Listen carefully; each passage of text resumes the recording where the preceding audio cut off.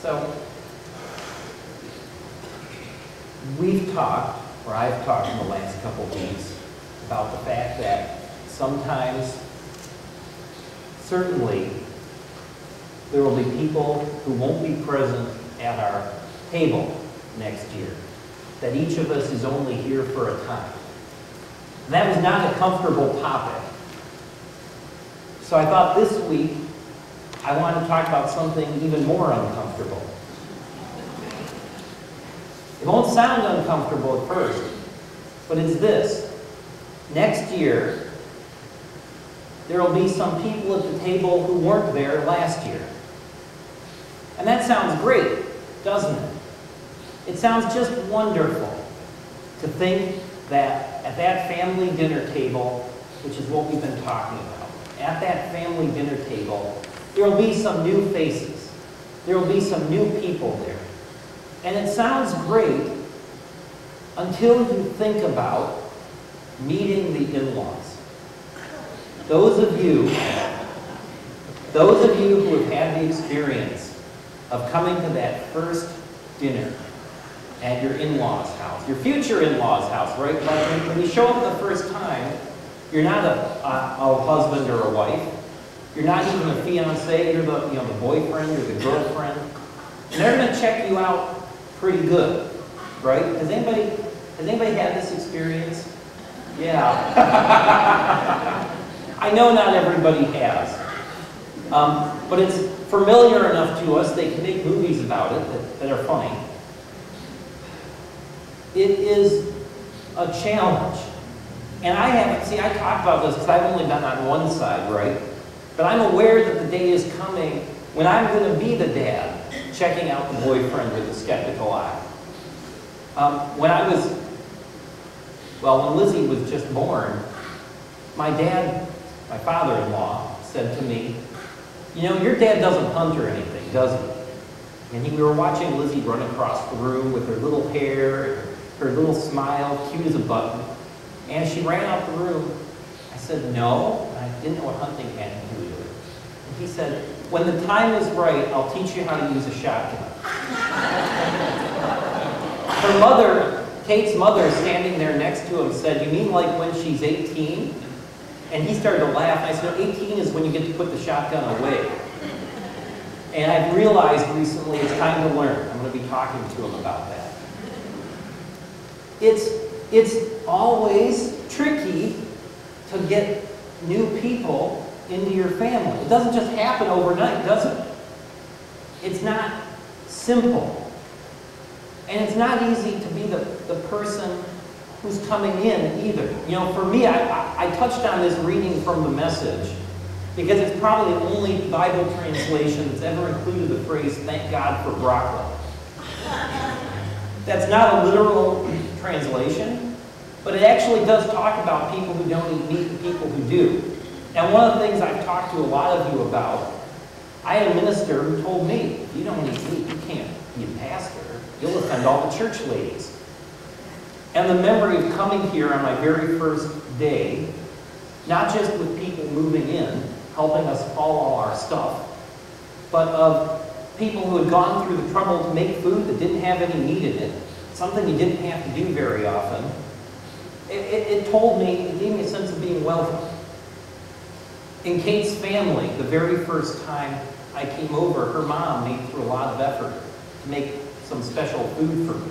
Now, I had an advantage with Kate's mom because her mom had been wanting us to go out since high school, and it took her 10 years to convince Kate to actually do it.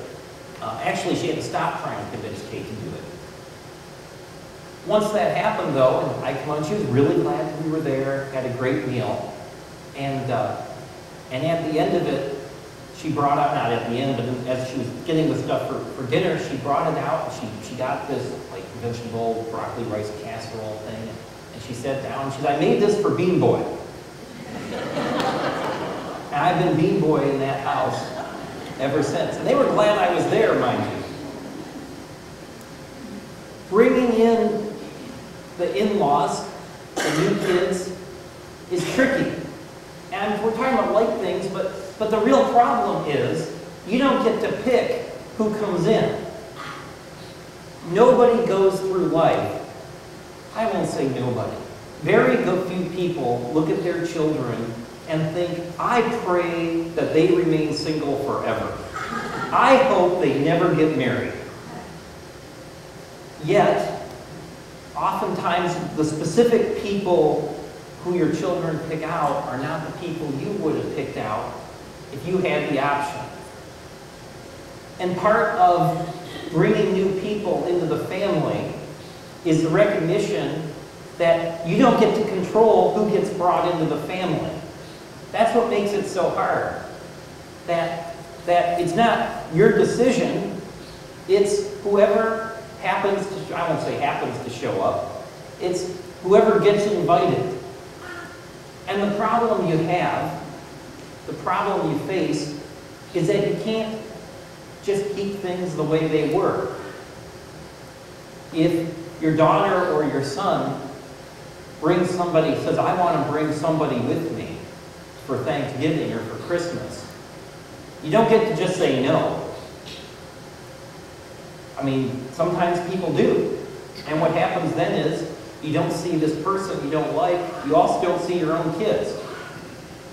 You have to pick between either letting the circle grow or making the circle shrink.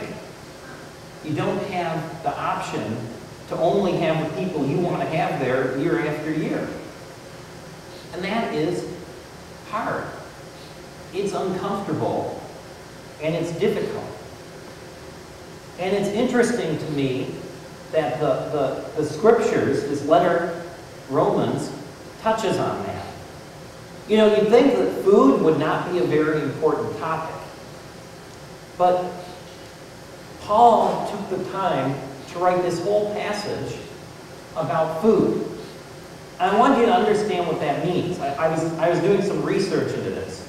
So Romans is a letter. And Paul was way at one end of the Roman Empire. And Rome was pretty far over to the other end. It was about a 3 or 4 week journey by boat. That was the fast way, if you could hire a ship.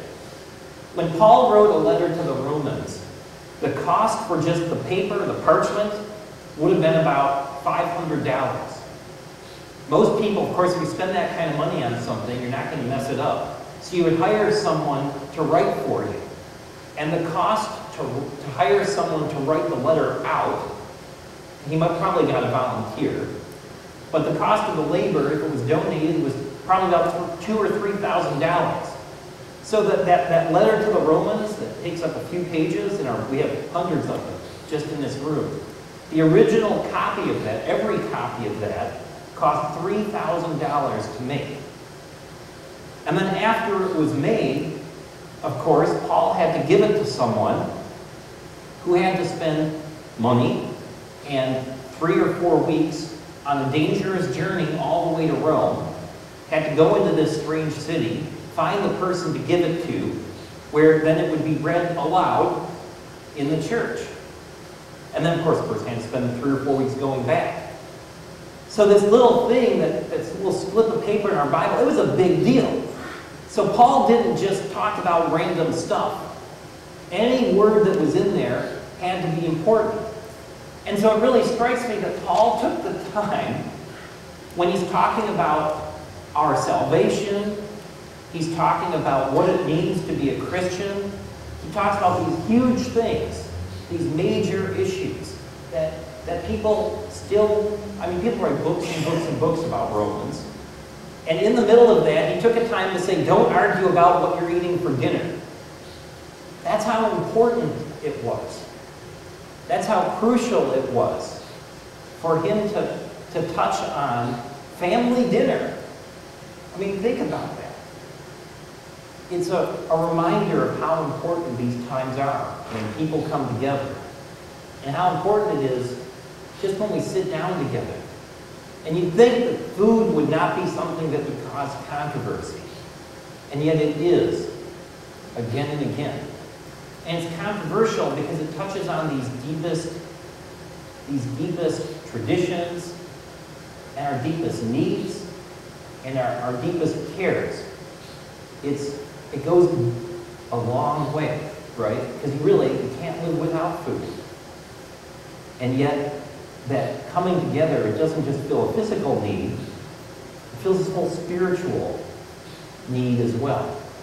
And so when Paul talks about food, he's talking about something bigger all at the same time. And he ties it back into something beyond just that meal around the table. And this is what he says, and this is the message, just to make it a little clearer. He says, where does that leave you when you criticize a brother? And where does that leave you when you condescend to a sister? I'd say it leaves you looking pretty silly or worse. Eventually, we're all going to end up kneeling side by side in the place of judgment, facing God. Your critical and condescending ways aren't going to improve your position there one bit. If you confuse others by making a big deal over what they eat or don't eat, you're no longer a companion with them in love, are you? These, remember, are persons for whom Christ died. Would you risk sending them to hell over an item of your diet? Don't you dare let a piece of God-blessed food become an occasion for soul poisoning.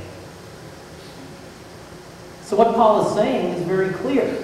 When you get into fights about what's around the table, or whose house you're having dinner at, or any of these things that are really about the surface, when you turn those into conflicts, they create the potential of splitting apart the family that you're part of. There are times when you have to stand up and say, you know, we just can't have so-and-so here. There are people in families and issues in families where sometimes we need to take a stand. But so often we get caught up in the little issues. And family fights, when you go back to what they started over, were over, well, whose house Thanksgiving was supposed to be at was one in my family. That caused great controversy for many years in my mom's family, which honestly was never ever sorted out. You know, there are relationships between some of my aunts and uncles that were messed up. Relationships between cousins that weren't fully formed over small things. And Paul is saying you can't let the small things obscure the big picture. You can't let divisions over surface issues affect what goes on, the unity that we're supposed to have together. And Paul goes on to say a little more. He says, let's agree to use all our energy in getting along with each other. Help others with encouraging words. Don't drag them down by finding fault. You're not going to permit an argument over what served or not served the supper to wreck God's work among you, are you? I said it before and I'll say it again. All food is good, but it can turn bad if you use it badly, if you use it to trip others up and send them sprawling. When you sit down to a meal, your primary concern should not be to feed your own face, but to share the life of Jesus. So be sensitive and courteous to the others who are eating. Don't eat or say or do things that might interfere with the free exchange of love. You know, sometimes there's nothing you can add. Sometimes God's word speaks for itself. And this is one of those times. So with that, don't eat or say or do things that might interfere with the free exchange of love. All I can say is, amen. Let's stand and sing Silent Night together.